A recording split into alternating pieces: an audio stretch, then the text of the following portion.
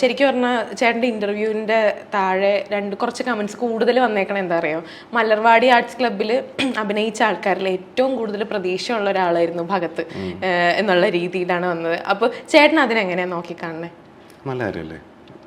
പക്ഷെ അതൊക്കെ പിന്നീട് ഞാനായിട്ട് കളഞ്ഞു വിളിച്ചതല്ലേ എനിക്ക് തോന്നിയത്. അതെന്താ ചേട്ടൻ അങ്ങനെ പറയാൻ? എൻ്റെ സെലക്ഷൻസ് ചിലപ്പോൾ മാറിയിട്ടുണ്ടാവാം, എൻ്റെ ചില രീതികൾ മാറിയിട്ടുണ്ടാവാം, അതിൻ്റെ കുഴപ്പങ്ങളുണ്ടായിട്ടുണ്ട് കരിയറിൽ. പക്ഷേ ഇപ്പോൾ ബാക്ക് ടു നോർമൽ ഒരു പരിപാടിയിലേക്ക് കയറുന്നുണ്ടെന്നാണ് എൻ്റെ വിശ്വാസം. ഒരു ട്രാക്കിലേക്ക് വന്നിട്ടുണ്ടെന്ന്.